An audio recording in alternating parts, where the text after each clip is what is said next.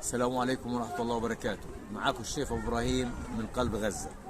اليوم يا جماعة أخويا سن كبير ومليان شوية، تعبان، وضعه تعبان ووضعه سيء، نزح من رفح وساب كل حاجة وأجا بنته، أجا عند بنته دبرت له شوية خشب وشوية شوادر زي ما انتم شايفين يا جماعة.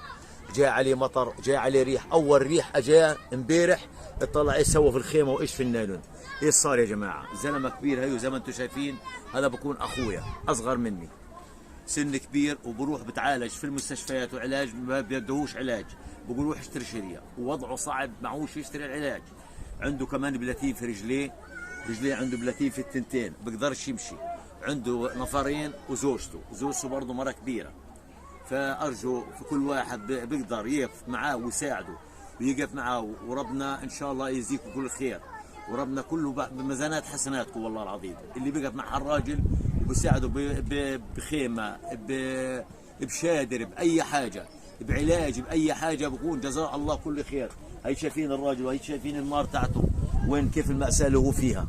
شوفوا يا جماعة كيف إيش على الطبيعة زي ما انتم شايفين، لا بيقدر يروح ولا بيقدر يجي، ووضعه صعب جدا والله العظيم.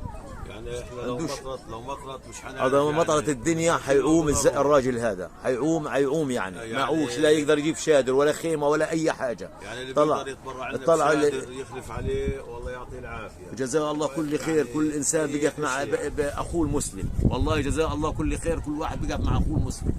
وضعه والله العظيم بحزن، اخويا لكن وضعه بحزن. وزي ما انتم شايفين دائما قاعد 24 ساعه بيعمل كوبايه الشاي على النار، هي جنبه اي حاجه بيعملها على النار، طلع الحاجات اللي عنده كلها. يعني الواحد الله يعينه على حاله، الله يعينه على حاله. وهي رجله كمان اللي فيها البلاتين بيقدرش يمشي عليها. هي رجليه يا جماعه زي ما انتم شايفين، العلاج بيقدرش يشتريها، هذا كله فيه بلاتينات جوا في رجليه. ووضعه صعب جدا زي ما انتم شايفين، لا فرشه ولا حاف ولا حرام ولا اي حاجه. يعني لو اجى مطر عليه وشتاء يعرفش ايش يسوي. يعني انا قاعد بدي ادبر له حرام من عندي، او انا ما عنديش حرامات لكن بدي ادبر له حرام من عندي لو سمح الله، لانه الجو اتغير، صار سقعه، صار ريح، صار زوابع. اول ريح اجى طلع زي ما انتم شايفين كيف الخيمه يا جماعه. وكل واحد بقف مع اخويا هذا جزاء الله كل خير، وان شاء الله بميزانات حسناتكم. وكل انسان بيعمل خير مع بني ادم ربنا بيديه الصحه، وربنا بيبعد عنه الامراض، وربنا بيزيدوا مال والله يا شيخ. والحمد لله رب العالمين، وشكرا لكم وجزاكم الله كل خير. حياكم الله يا عم. شكرا يا جماعه على هذه المشاهده. اللي بيحب يتواصل